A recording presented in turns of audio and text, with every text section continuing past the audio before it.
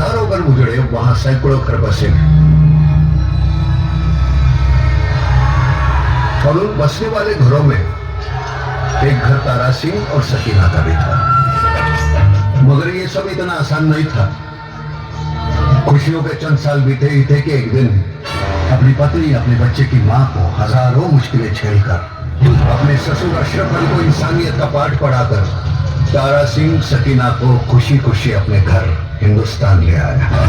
इस बात से हिंदुस्तान में तो खुशियों के बाजे बज गए, मगर पाकिस्तान में मेजर हामिद इकबाल कैसे चुप रहेगा? उसकी बटालियन के तो 40 जवान मारे गए, वो भी एक हिंदू की वजह से, एक हिंदुस्तानी की वजह से। हिंदुस्तानी जिनसे उसे सख्त नफरत थी। असल में हामिद इकबाल आजादी से पहले ब्रिटिश इंडियन आर्मी में कैप्टन था। उसके बावजूद बंटवारे की वहशी आग से वो अपने परिवार को हिंदुस्तानियों से बचा नहीं पाया। इसलिए अब उसकी रगों में सिर्फ नफरत उफान मारती थी, हिंदुओं के लिए, हिंदुस्तानियों के लिए। अब उसकी जिंदगी का सिर्फ एक ही मकसद था, गजवाए हिंद।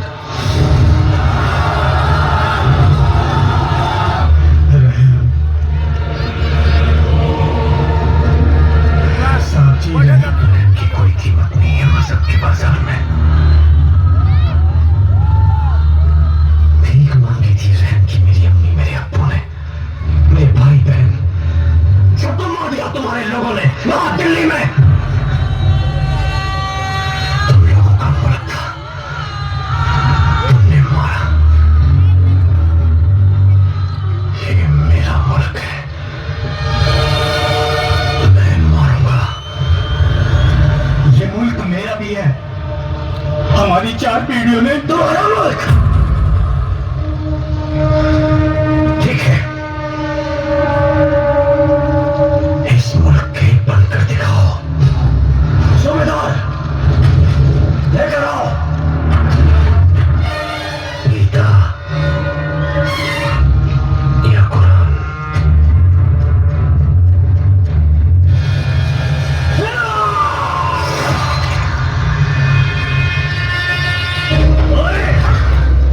इसी की तेरी मदद की थी ना?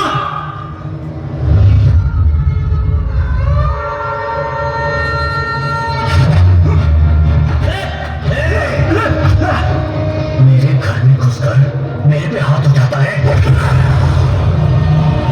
कैसी तरफ होगा तेरा तौर पे तेरे लिए? हाँ, माना नहीं है वो। जिंदा है तारा सिंह, तुझे बचाने जरूर आएगा।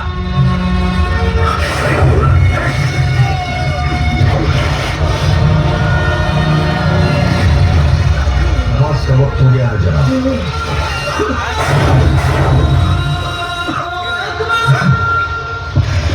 हामिद इकबाल, जिसका बाप जिंदा हो, उस बेटे को क्या फिक्र?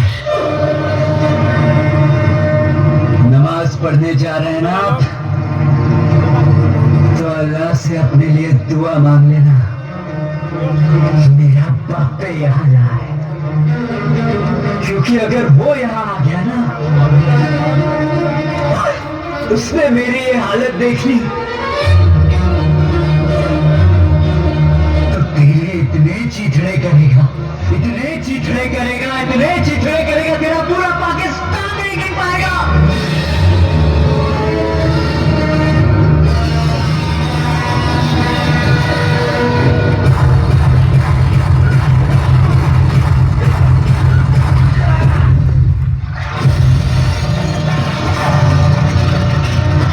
बिस्मिल्लाहिर्रहमानिर्रहीम। आज आप सब लोग इस जगह अपनी मर्जी से इकट्ठा नहीं हुए, बल्कि अल्लाह के हुक्म से लाए गए हैं।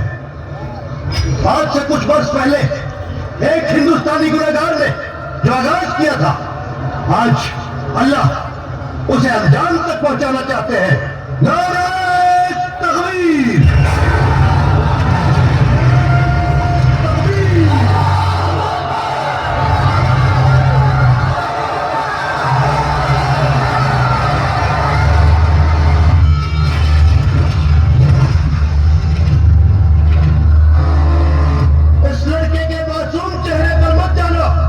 इस पर इल्जाम साबित हुआ है कि ये एक जासूस है। और न सिर्फ नकली पासपोर्ट, नकली वीजा के जरिए ये हमारे मुल्क में दाखिल हुआ, बल्कि इसने नकली मुसलमान बनकर इस्लाम की तौहीन की है।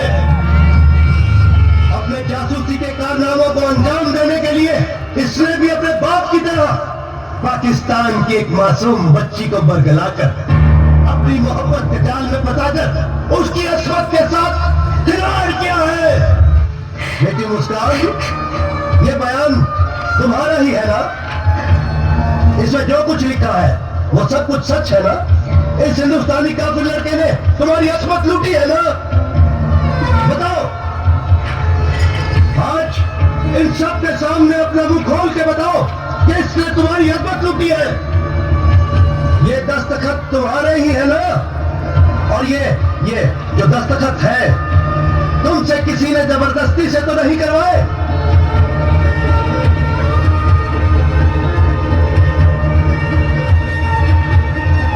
ये दस्तखत तुम्हारे ही है ना?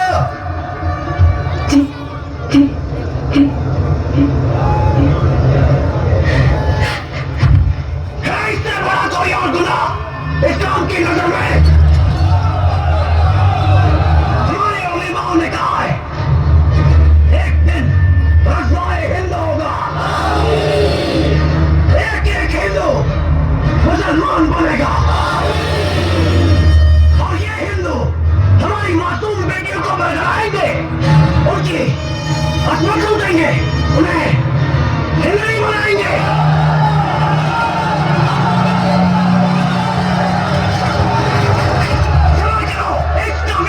मिलेगी।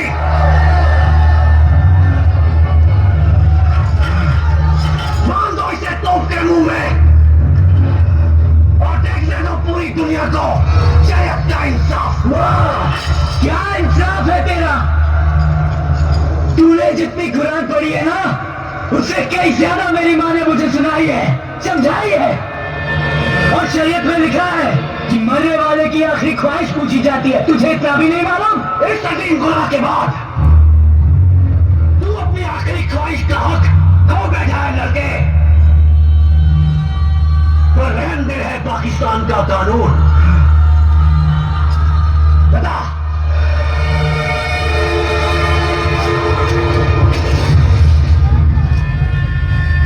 क्या है तेरी आखिरी ख्वाहिश? बेटा बाप से मिलना चाहेगा? तारा सिंह, बड़े मौके पर आया है तू। बाप के सामने बेटे का कत्ल, क्या मंजर है। मेरे 40 जवानों को मार कर गया था तू, आज मिलेगी मेरे कलेजे को ठंडक। जनरल साहब, मेरे बेटे को छोड़ दीजिए, तो बेकसूर है। तुम्हारी लड़ाई मुझसे है, मैं तुम्हारे सामने खड़ा हूँ। मेरी लड़ाई हर हिंदुस्तानी से है। बहुत सुनकर लिए तुम लोगों ने हिंदुस्तान में मुसलमान भाइयों पर। अब हम उन्हें आजादी दिलाएंगे। कैसे आजादी दिलाओगे तुम? हिंदुस्तान मुसलमानों का है, हिंदुस्तान क्रिश्चियनों का है, सिखों का है, हिंदुओं का है, हर हिंदुस्तानी का है। और इन सब ने मिलकर आजादी की लड़ाई लड़ी है, कुर्बानियां दी है। अच्छा, और वो जो इस पाकिस्तान में बंगाली मुसलमान भाइयों को गुमराह करके मुफ्ती भाई सेना बनाई है, उसका क्या? हमने कोई सेना नहीं बनाई, वो सब तुम्हारे जुल्मों का शिकार है। अरे तुम्हारे सिपाहियों ने 30 लाख बंगाली मुसलमानों का कत्ल कर दिया, बाकी औरतों पर अत्याचार किया। नहीं, सब झूठ है। तो वो क्या है? 1 करोड़ शरणार्थी हिंदुस्तान में है। वो तुम्हारे लोगों ने दुनिया को दिखाने के लिए पेश किया है। झूठ बोलना बंद कर जनरल, ये सियासी खेल बंद कर, मुसलमानों का आका बनना बंद कर। अगर यहाँ के लोगों को दोबारा मौका मिले ना हिंदुस्तान में बसने का, तो आधे से ज्यादा पाकिस्तान खाली हो जाएगा। तुम्हारा ये सियासीपन तुम्हें भिखारी बना देगा। कटोरा लेकर घूमोगे,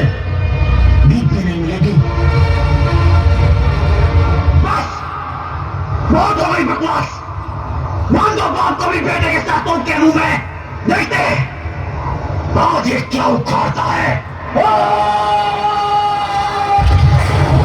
अब क्या तारा सिंह, क्या तू यहाँ तो मेरा बेटा भी नहीं है गर्दन मरोड़ने के लिए। हम मेरे जवानों को जाएगा मार देना।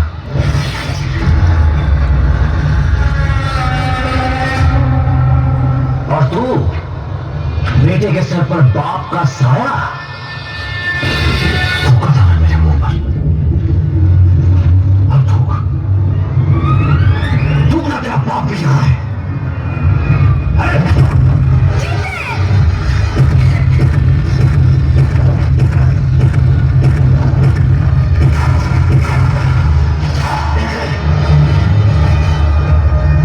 हम यहाँ रज़ाई चाहते हैं और तुम हमारी बेटियों को हिंदवी बनाओगे। मेरी जमीन मेरे पाकिस्तान में खड़े होकर हिंदुस्तान जिंदाबाद के नारे लगाओगे। सूबेदार कैमरा ऑन कर।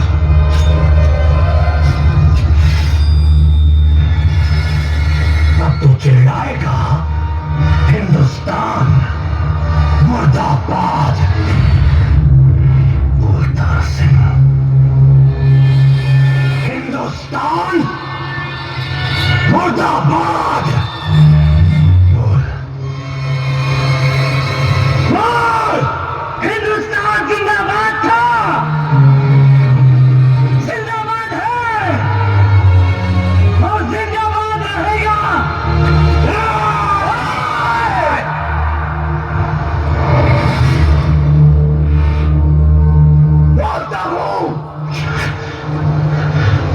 बोलता हूं पर मेरे बोलने से क्या होगा।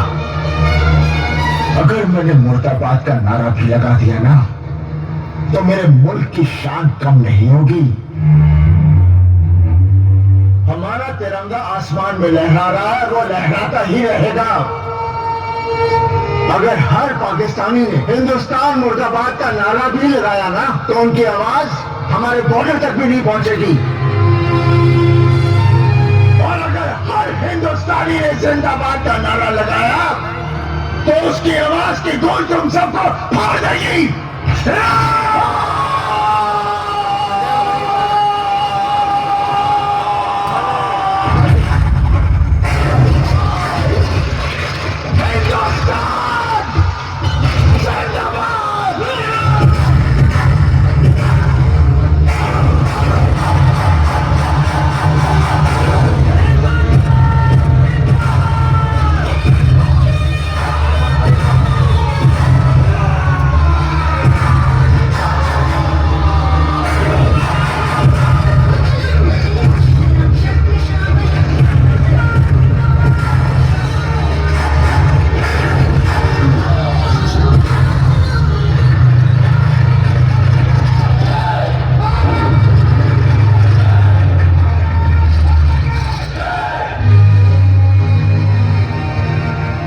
तुझे जिंदगी चाहिए या मौत?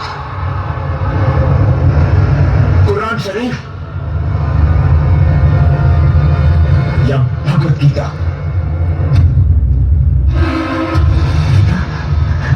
गीता गीता गीता।